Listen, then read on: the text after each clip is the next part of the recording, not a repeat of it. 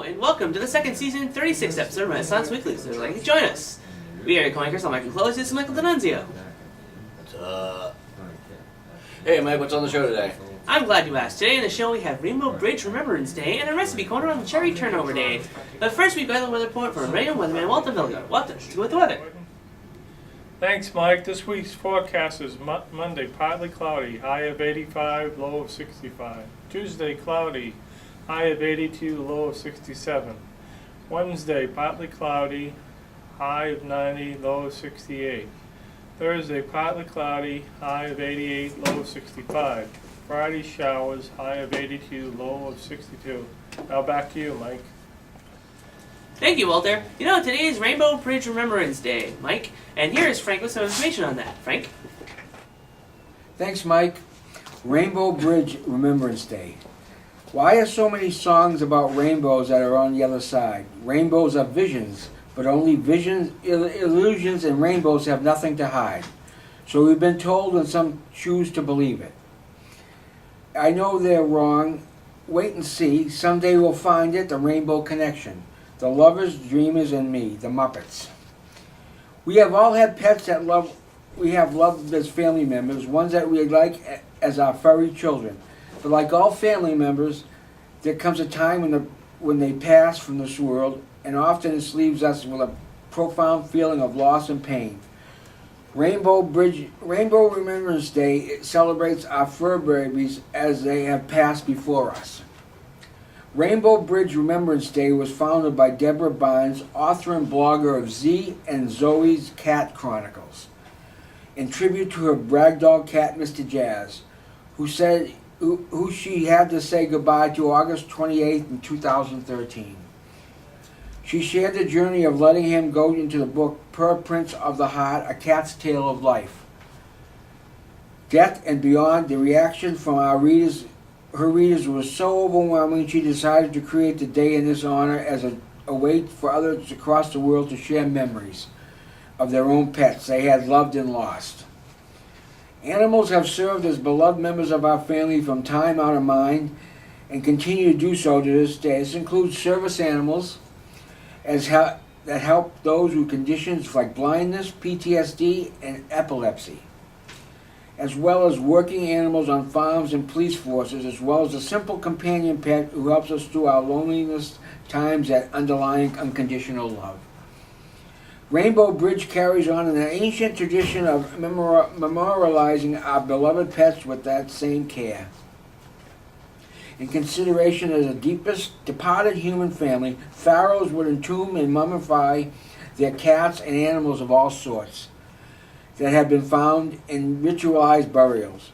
The ancient Egyptians buried their pets with all the things that would need in their afterlife, just like the humans were mummified and buried. Rainbow Bridge Remembrance Day celebrates these ancient traditions and reminds us that there's no reason for them to fade. Rainbow Bridge Remembrance Day is dedicated to celebrating our past pets, and the best way to celebrate is to have a day of remembrance for our best pets. You can also go to the Rainbow Bridge and establish a digital memorial so that they would always remember them. Our pets are such important parts of our lives, and they deserve to be remembered. Whether a pet with fur, fin, feathers, scales, or something else, one pet or many, the day is meant to honor the pet in any way that feels most comfortable to the pet guardian, such as using social media sites as post a picture, write a poem, share a favorite memory, upload a video, write a special blog post, or other methods like creating a special outdoor memorial. Now back to you, Mike. Thanks, Frank. Those were some interesting facts. Today is August 28th, and if you have a birthday today, even though I've already done this, you celebrate with the likes of David Soul, who played Hutch in the TV show Starsky and Hutch, turned 74. Keiichi Suzuki. Keiichi Suzuki. I was close. You were very close. Best known for his song Smile and Tears in Earthbound, turned 66. It's a great video game for the SNES. Luis Guzman, character is best known as Maurice. Character actor, best known for his Maurice T.D. Rodriguez in Boogie Nights, and Ramos in The Taking of 123. The Taking of Pelham 123, which I 1, 2, thought you 3. said you said in the other. Yeah, I did. one, So. He turned 61. Daniel Stern, best known. What's a lot of people I missed? You missed. Okay. Keep going. Daniel Stern, best known as Merv Mechanic in the Merchants in the Home Alone movies, as well as the voice of Dilbert on Dilbert and the voice of adult Kevin Arnold on The Wonder Years, turned 60. I had no idea. Mm. Jennifer Coolidge, best known as Stifler's Mars, as well as the White Bitch of Garnia, and Sophie Kakichi on Two Broke Girls, turns 55. David Fincher, famous director of Seven, The Game, Zodiac, Fight Club, Curious Case of Benjamin Button, The Social Network, Gone Girl, and The Girl with the Dragon Tattoos, turns 55. Wow, so many movies. There's 3 of them have, I'm pretty sure 3 of these movies star Brad Pitt too. So he must have liked working with him. Satoshi Tajiri. Satoshi Tajiri. Pretty close Yeah. enough. Creator of Pokemon, another game that we sponsored, turns 52. Shania Twain, best known for her songs as Man, I Feel Like a Woman, and that's all you put on there?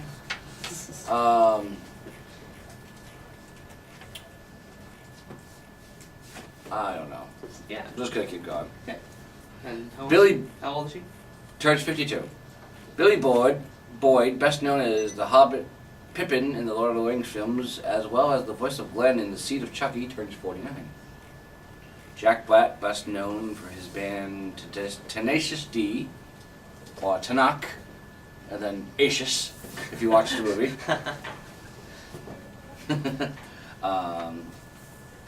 As well as a movie career, such as movies as King Kong, Whoops. King Kong 2005. 2005, as well as like You missed High Fidelity. High Fidelity, Goosebumps, Tropic Thunder, Saving Salva Silverman, Kung Fu Panda, bunch of other Year One, just tons of movies. He turns 48. Sheryl Sandberg, CEO of Facebook and founder of Meanin.org, turns 48. No idea who you are. Jason Presley, best known as Brandon on Beverly Hills 90210 and as Jack Harper on True Calling, turns 48. Love that show. Please come back. Leanne Rhines, best known for her songs How Do I Live Without You and Blue, turns 35. Jarrett Knoppenbauer. Yeah, whatever. Better known as Pro Jarrett, who has over 900,000 subscribers on YouTube, turns 32. 900,000, excuse me. Yeah, give us some of them subscribers, Jared. Jeff Green, former power forward for the Boston Celtics, who currently plays for the Cleveland Cavaliers, turns 31.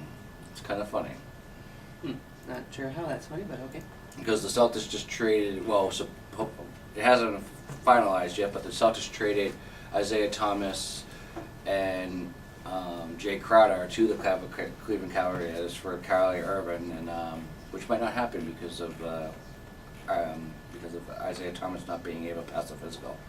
So he's going to be, if the trade goes through, he'll be reunited with 2 more Boston Celtics to play for their rival, to play against the rival team that we lost against in the Interesting. series. So, Arnie Hammer, best known as the Lone Ranger in the box office Bomb, which I did not think it was a bomb. It was okay movie. As well as the Winklevoss twins in the Social Network, and recently voiced Jackson Storm in Cars 3. He turns 31. The Winklevoss twins had their birthday recently, I believe. So that's interesting. Elena Thompson, best known as Honey Boo Boo, or Here Comes Honey Boo Boo, and Toddlers and Tiaras, turns 12. Jack Kirby, comic book artist for Marvel and DC, who died in 1994, would have been 100 today, yes. And finally, Leo Tolstoy. Toy Story. Tolstoy. Whatever. Russian novelist, best known for writing War and Peace, and Anna Karenina, who died in 1910, would have been 189 today, folks. Wow. I did not know some of those people's birthdays today. Me neither, and I did all the research, even on my vacation. Moving on, today is August 28th, and on this day in history, in 1565, the oldest city in the United States is established, St. Augustine, Florida. In 1609, English explorer Henry Hudson discovers and explores Delaware Bay. In 1777, during the American Revolutionary War, the Battle of Cooch's Bridge takes place near Newark, Delaware. Not Newark, New Jersey. Apparently there are two. In 1789, William Herschel discovers Saturn's moon, Enceladus. I've never heard of that moon before. In 1830, the first locomotive in the United States, Tom Thumb, runs from Baltimore to Elliscott Mill. In 1837, pharmacists John Leah and William Perrins manufacture Worcestershire sauce. Who would have figured? Pharmacists. Delicious stuff. 1845, Scientific American magazine has published its first issue. In 1850, Richard Wagner's opera Lohengrin premieres at Weimar, Germany. In 1859, a geomagnetic storm causes the aurora borealis to shine so brightly that it is seen clearly over parts of the United States, Europe, and even as far as a field in Japan. Are you sure it's not the Aurora David Borealis? Yeah, I'm pretty sure it's not the aurora David borealis. Okay. Sorry. Yeah. In 1864, the first Geneva Convention is held, which governs rules of warfare and is signed by 26 nations. In 1884, the first known photograph of a tornado was made near Howard, South Dakota. In 1898, Caleb Bradham renames his carbonated soft drink Pepsi-Cola. To much success, I might add. In 1907, United Parcel Service is founded by James E. Casey in Seattle, Washington. In 1921, Babe Ruth starts a streak of an extra base hit in 9 straight games. In 1922, WEAF in New York City airs the first radio commercial for Queensboro Realty for $100 for 10 minutes. Wow. In 1926, Indian Emil Levinson pitches complete doubleheader victory for the Red Sox. Jeez. In 1937, Toyota Motors becomes an independent company. In 1938, Northwestern University awards an honorary degree to dummy Charlie McCarthy. That's right, they gave a degree to a ventriloquist dummy. In 1951, Braves sell pitcher Johnny Sane to the Yankees for $50,000. 1955, the first NFL preseason sudden death football, Rams beat Giants 23-17. 1957, U.S. Senator James Thurman, Republican for South Carolina, begins a 24-hour filibuster against civil rights bill. 1958, Nellie Fox sets record for consecutive games without striking out at 98. In 1960, White Sox Ted Kluszewski, am I pronouncing that right? I think so. Kluszewski? 3-run home run is disallowed as an umpire calls time. That doesn't seem fair. Nope. In 1963, the 200,000-man march and demonstrate for African-American civil rights, and Martin Luther King Jr. delivers his I Have a Dream speech, addressing the Civil Rights March at Lincoln Memorial in Washington, D.C. 1964, the U.S. weather satellite Nimbus 1 is launched. 1965, Bob Dylan is booed for playing electric guitar at a concert in New York's Forest Hills. Can't believe them. I'd boo them. How many did you get? Also in 1965, the first Subway sandwich shop opens up in Bridgeport, Connecticut. 1967, Boston signs the first free agent outfielder Ken Harrelson for $75,000 bonus. 1968, police and anti-war demonstrators clash at Chicago's Democratic National Convention. 1971, the U.S. dollar is allowed to float against the Japanese yen for the first time. 1973, Monster Mash goes gold, as well as Smoke on the Water by Deep Purple. Kind of a weird combo of things to go gold in the same day. 1974, the Soyuz 15 returns to Earth. 1977, Nolan Ryan strikes out 300 batters for his 5th straight year. That does not happen anymore, folks. 1978, Donald Vesco rode a 21-long Kawasaki motorcycle at 318.598 miles per hour. 1981, John Hinckley Jr. pleads innocent in an attempt to assassinate President Ronald Reagan. 1982, the first gay games are held in San Francisco. That's awesome. Haven't you heard of them? That's awesome. Yeah. 1983, MAME closes at Gershwin Theater in New York City after 41 performances. Also in 1983, Joseph Kreckman sets record of 2,215 clay pigeons shot in an hour. In 1986, Tina Turner's star is unveiled in Hollywood. Also in 1986, U.S. Navy officer Jerry A. Whitworth is sentenced to 365 years for spying. 1987, Mike Schmidt passes Ted Williams and Willie McCovey with 522 home runs. 1988, the 40th Emmy Awards, 30-something Wonder Years and Richard Kiley win the awards. 1994, the first Japanese Gay Pride Parade is held. In 1995, Kuwait oil minister Abdul Mohsen Al-Medej announces that his country will increase its oil production capacity to as much as 3.5 million barrels per day by 2005. I wonder if he kept up that promise. In 1997, Belgium amusement park riders were stuck upside down for 90 minutes. That must have been terrifying. And quite the head rush, I'm sure. In 2003, an electricity blackout cuts off power to around 500,000 people living in southeast England and brings 60% of London's underground rail network to a halt. In 2003, the 20th MTV Music Video Awards are held. Missy Elliott, Beyonce featuring Jay-Z, and Justin Timberlake win. In 2011, the 28th MTV Music Awards happened, and Katy Perry, Lady Gaga, and Justin Bieber won. So quite the jump there. In 2012, Mitt Romney is officially nominated as the United States Republican Party candidate. And finally, in 2013, China and Russia walk out of the UN Security Council meeting after the U.S. pushes for immediate action against Syria's use of chemical weapons. Awesome. I was not aware of those dates in history, Mike. Thanks. You're welcome. You know, Mike, here at the Renaissance Club, we do a lot of work. We also combine work with pleasures with our social events come into play. Last week, we played Wheel of Fortune, The Game Without Decency, and Monopoly. Woo! Now, here's Kathy with a recipe corner about cherry turnovers. Okay. Today in Recipe Corner we have Cherry Turnover Day. Cherry pie is a wonderful treat, with the only problem being that it's difficult to transport and it is messy to boot. Wouldn't a serving size option be amazing? Cherry Turnover Day reminds us that such a thing has been invented and celebrates the deliciousness. It's hard to say when the turnover first came into existence, but we know that the first recorded instance of them was in 1440 in response to an edict preventing bakers from making cakes. So they resorted to making pies of all kinds, and this in turn led to the creation of the turnover by incorporating a phyllo dough-like substance previously invented by the Romans. From there, they've never gone out of style and in fashion now, incredibly popular in roadside diners and family restaurants. Cherry Turnover celebrates the best of these and encourages us to all indulge. We can either go out and buy cherry turnovers for ourselves, or we and all your co-workers, or try to make them for yourself.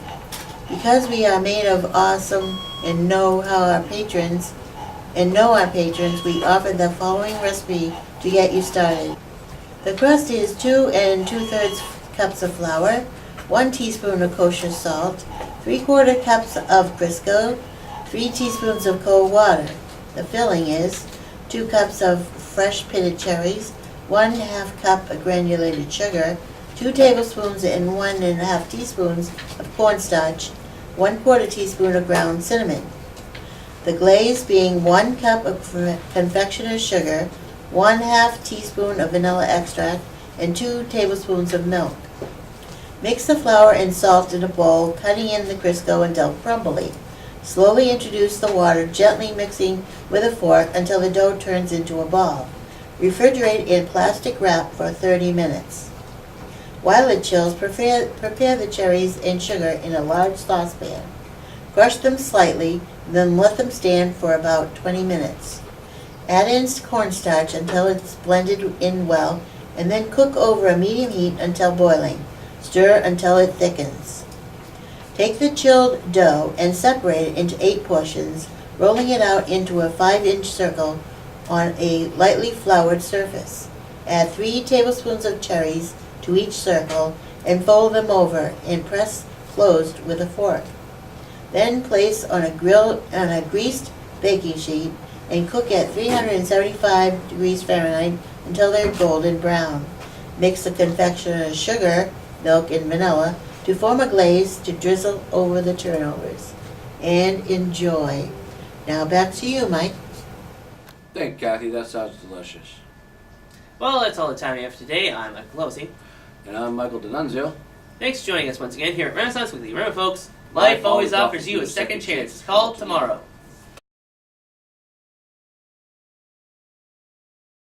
This episode brought to you by Yu-Gi-Oh! It's time to duel! Exodia, obliterate! Yeah, exactly. Also, our hearts are to the and prayers are out for the victims of the hurricane, Ooh. or whatever it was. that Hurricane happened. Henry, I believe it was. Hungary. So, you got our support from Massachusetts. Buy the shirt on Spreadshirt.com. Link in the description below. Yeah.